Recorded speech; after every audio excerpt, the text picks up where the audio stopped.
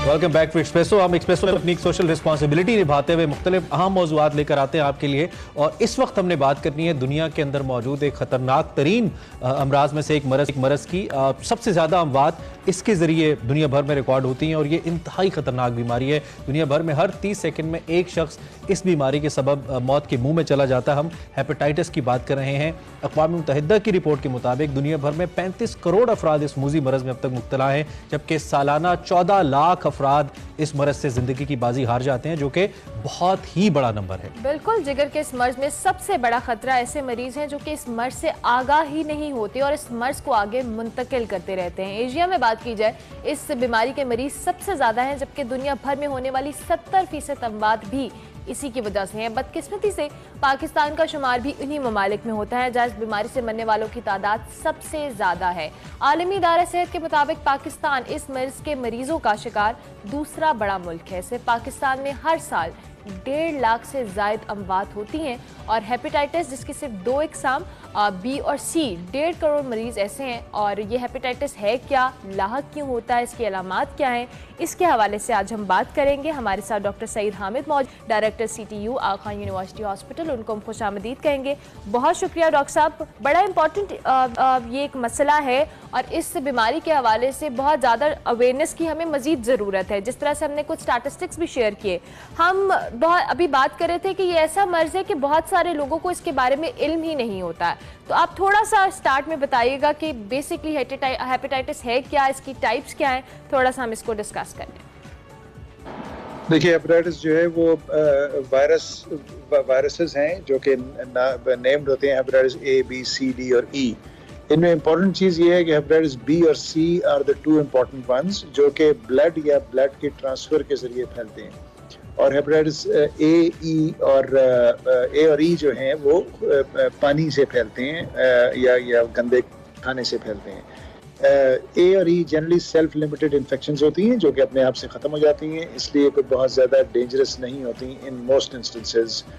लेकिन hepatitis B, C और अगर उसके अंदर B के अंदर D शामिल हो जाए तो देन ये जो प्रॉब्लम्स हैं ये आगे चल के फिर लिवर डिजीज़ और लिवर कैंसर्स और लिवर डेथ्स की का सबब बनती हैं। डॉक्टर साहब, हम ये समझे कि ये जो हेपेटाइटिस है ये स्टेप वाइज ही आगे बढ़ती है, A to B to C इस तरह कन्वर्ट होती है, या डायरेक्ट हेपेटाइटिस C भी हो सकता है, नंबर 1।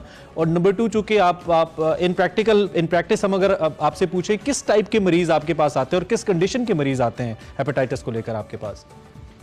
देखिए, अक्सर तो ये होता है कि लोगों को इनिशियली अर्ली स्टेज पे पता नहीं चलता और इस वजह से काफ़ी लोग लेट प्रेजेंट करते हैं। पता उन लोगों को जल्दी चलता है जिनको कि फॉर एग्जांपल किसी वजह से लिवर का टेस्ट कराना पड़ जाए और जब वो लिवर का टेस्ट अबनॉर्मल आए, उसका फिर वर्कअप के अंदर ये नज़र आता है कि हेपेटाइटिस B या C की पॉसिबिलिटी है। अक्सर मरीज, क्योंकि these are silent infections in general, जब तक कि ये किसी सीरियस कंडीशन तक ना पहुंच जाएं, तो इसलिए जो मैक्सिमम पेशेंट्स जो आते हैं वो उस वक्त आते हैं जबकि इस इन्फेक्शन से काफ़ी डैमेज ऑलरेडी हो चुका होता है लिवर के अंदर, इवन टू द एक्सटेंट के कुछ लोग तो लिवर कैंसर के साथ प्रेजेंट करते हैं।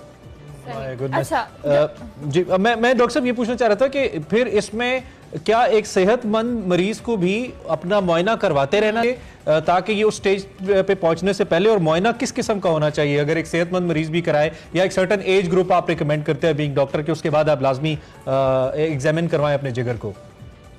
देखिए, जिस तरह से हमारा इस मुल्क में जितना प्रेवलेंस है हेपेटाइटिस B और C का, एक तो रिकमेंडेशन ये है कि एटलीस्ट वंस इन दोनों वायरसेस के टेस्ट होने चाहिए। हेपेटाइटिस B और C का आसान से ब्लड टेस्ट हैं, इतने मुश्किल और इतने महंगे टेस्ट नहीं हैं। जिसका हेपेटाइटिस B नेगेटिव आ जाए उसको तो इमीडिएटली वैक्सीनेशन की तरफ रुजू करना चाहिए। अपने डॉक्टर से बात करें और अब वैक्सीनेशन लगवाएं। वैक्सीनेशन इज़ वेरी प्रोटेक्टिव और वो अगर उसका पूरा कोर्स डिलीवर हो जाए तो एक कम से कम प्रॉब्लम हल हो जाती है। हेपेटाइटिस C अगर एंटीबॉडी टेस्ट उसका पॉजिटिव आ जाए तो फिर मज़ीद टेस्टिंग होती है और उसमें फिर आगे ट्रीटमेंट की तरफ बढ़ा जाता है, जो कि जो कि आजकल बहुत आसान ट्रीटमेंट हो गई है, which is with oral tablets and medications which are very very effective. अच्छा डॉक्टर साहब, कुछ ऐसे जो कॉमन सिम्टम्स हों जो नॉर्मली एक इंसान फील कर रहा हो या उसको जाहिर हो रहे हों, वो ऐसे क्या सिम्टम्स हैं, ताकि अगर खुदा ना खास्ता किसी को नहीं आइडिया, तो अगर ऐसा कोई सिचुएशन होती है क्रिएट, तो आप जाके डॉक्टर से कंसल्ट करें या अपने प्रॉपर टेस्ट या प्रोसीजर कराएं? सिम्टम्स से पे इतना डिपेंड नहीं करता, क्योंकि शुरू के symptoms are very non specific. For example some tiredness, some fatigue, lethargy, various aches and pains, वो तो हर एक को होते हैं, रोज होते हैं। जो भी शख्स काम करता है, सारा दिन मेहनत करता है, उसको इस तरह के सिम्टम्स तो हो जाते हैं। So that is not a big deal. Issue ये है कि अगर लेट्स से कोई रिस्क फैक्टर्स हैं आपको, फॉर एग्जांपल कभी किसी टाइम पे आपको एक ब्लड ट्रांसफ्यूजन लगा हो, कभी मुख्तलिफ किस्म के इंजेक्शंस लगे हों, कभी कोई सर्जरीज हुई हों, यानी कि कोई इन शॉर्ट कोई मेडिकल ट्रीटमेंट हुई हो, एक्सटेंसिव मेडिकल ट्रीटमेंट जिसे कह सकते हैं, उन लोगों को तो डेफिनेटली इन चीज़ों का टेस्ट करा लेना चाहिए। अच्छा, फिर जो एक दूसरी कैटेगरी है वो है मदर्स की, mother's who are pregnant or you know in their reproductive age, उन लोगों को हेपेटाइटिस बी और सी का टेस्ट जरूर हो जाना चाहिए। उसकी वजह ये है कि इफ दे आर पॉजिटिव तो फिर ये वायरसेस मदर के थ्रू बेबी में ट्रांसमिट हो सकते हैं। स्पेशली हेपेटाइटिस बी का virus is very commonly can be very commonly transmitted to the newborn. और न्यूबॉर्न के अंदर अगर खुदा न खास्ता ट्रांसमिट हो जाता है तो क्या क्योरेबल है, और इनिशियल स्टेज के ऊपर क्योरेबल है? जी, यही प्रॉब्लम है कि अगर एक दफा ट्रांसमिट हो जाए न्यूबॉर्न में, क्योंकि न्यूबॉर्न का इम्यून सिस्टम डेवलप नहीं हुआ था, it can not deal with the virus और फाइट द वायरस, और उसकी वजह से ये इन्फेक्शन न्यूबॉर्न्स के अंदर बिकम्स क्रॉनिक। क्रॉनिक का मतलब है कि ये फिर लंबा अरसा चलती है और आगे चल के प्रॉब्लम्स। आपने चूंकि डॉक्टर साहब रेफर किया कि आप बड़ी अच्छी ओरल मेडिसिन आ चुकी हुई हैं जिसके जानिब आप कह रहे हैं कि जिससे इसका इलाज मुमकिन है, और आपने ये भी कहा कि वो सक्सेसफुल भी हैं, तो मैं अगर इस प्लेटफॉर्म के जरिए, चूंकि बहुत सारे लोग हैं जो अच्छे हॉस्पिटल्स, अच्छे डॉक्टर्स को एक्सेस नहीं कर सकते, तो आप उन्हें कुछ तजवीज़ कर पाएँ अपनी प्रेजेंस से यहाँ पे मेडिसिन को लेकर?